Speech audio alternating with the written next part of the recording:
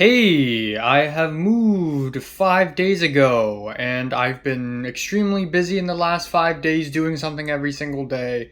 And I just went to the Anime Expo a couple days ago, and that's going to be a huge video. But, anyways, today I'm going to be doing an album review, first album review of this new apartment. Oh my god! And today I'm going to talk about the new Uboa album, Impossible Light. So, Yuboa is an ambient musical artist, and her real name is Xandra Metcalf. Back in the year 2019, she released the album The Origin of My Depression, and I reviewed this album pretty quickly after the album is released, and I really enjoyed it. At the time, 5 whole years ago, I still wasn't a big fan of dark industrial and ambient music because I wasn't really that familiar with this genre at the time, but still, Uboa's music and that album was a fantastic entryway for me because the sound play, the noise, the intense screams, the rage, it's all captured by the noise extremely well. And so lately I've been wondering what kind of music will be released in 2024 because so far the year hasn't been that interesting for me musically. And so I thought, when is Uboa going to release a new album? And obviously, the moment I think that,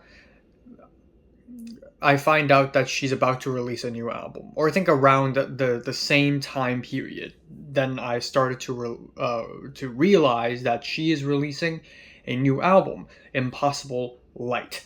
And once again, we have some amazing ambient and industrial music. At times very distressing and noisy, at times very soft and beautiful. This album seems to be going up and down constantly, with a lot of ebb and flow. And however, Impossible Light is definitely on the more noisier and more aggressiver side of things. I think Impossible Light is much harsher and much angrier than The Origin of My Depression. And because of that, it's even tougher to get into this album than The Origin of My Depression. But the sound play is still just as creative and as dense. The album opener, Phthalates is a tone setter, is a fantastic tone setter with droning bass, white noise, and immediately we are plundered into this soundscape, this dark world.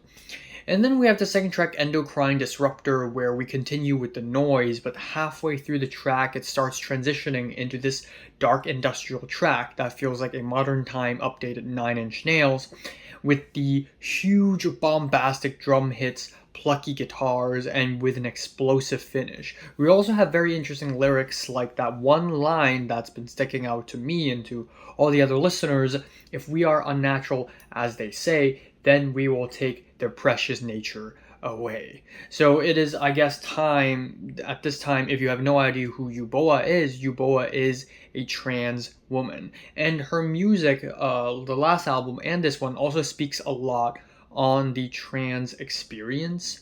So we have lines like this that shows the rage and the anger at the society and the repression of such experience.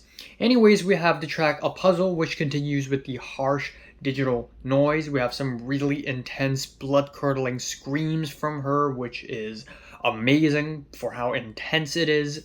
And afterwards, we have one of the highlights of the album for me, Gordian Worm. Starting off, we have these dun-dun, dun-dun, and I feel like I'm on, like, I Want to Be a Millionaire or something. And I mean it in a good way, because it is very stressful, especially when paired with these tickling hi-hats and foreboding synths sort of build up to this epic rock explosion at the end, featuring an artist called Blood of the Pomegranate, an Armenian rock artist, I believe. Following that, we have Pattern Screamers, which is actually a reference to SCP, which I actually don't know much about. So there's that. We got some pretty distorted, watery strings and monumental group vocals that are creepy and unsettling. Then we have the track Jawline, where the group vocals continue, and we have some scant vocal bits that sound a little unhinged. It sounds really intimate at the same time. Really reminds me of Shoo Shoo. weaponized dysphoria immediately smashes us back into pure chaotic noise. And this track is easily the most aggressive track on the entire album. It's extremely noisy, extremely harsh. I feel like my brain is about to explode at any given moment, but somehow the track unexpectedly switches gear into this uplifting, spacey ending, which I kind of didn't expect. Sleep hygiene remains unsettling, but then we also have these starry synths, enraged singing that abruptly stops constantly, which gives a very unsettling and unpredictable feeling. But the ending of the track gets really melodic with vocal loops and acoustic guitars, which are just very gorgeous. But it is the album ending that really made the album, because the album ending is 10 minutes long and it features Ote Oni, who is a Chinese artist who I've actually reviewed last year. Also Liturgy. Apparently, she also worked on this track, but she went uncredited. This is a 10-minute long epic ending, starting off with rain sounds and some Mandarin spoken word. Then it builds into a beautiful, heavenly ending with explosive singing and dense walls of synths. They really pull out all stops.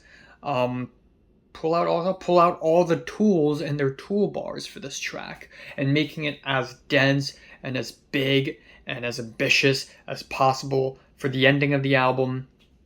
And in a lot of ways, this is a beautiful, almost uplifting ending to the album. It feels like I'm finally at the end of the dark tunnel and I'm seeing the light, finding acceptance in the world full of denials and rejections. But there's still something incredibly sad about this track. It's sad, but with a purpose.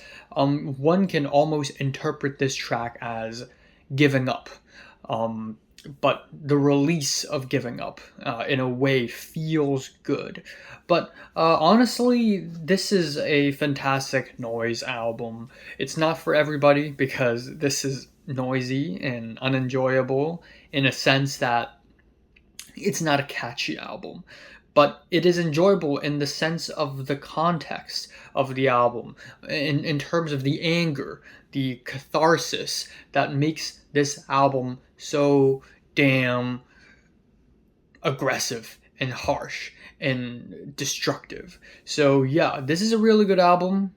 Definitely one of the highlights of the year so far. I'm giving Uboa's Impossible Light an 8 out of 10. So have you listened to the new Yuboa album? Comments below, let me know. Subscribe if you want more, and thanks for watching. All white background, very clean.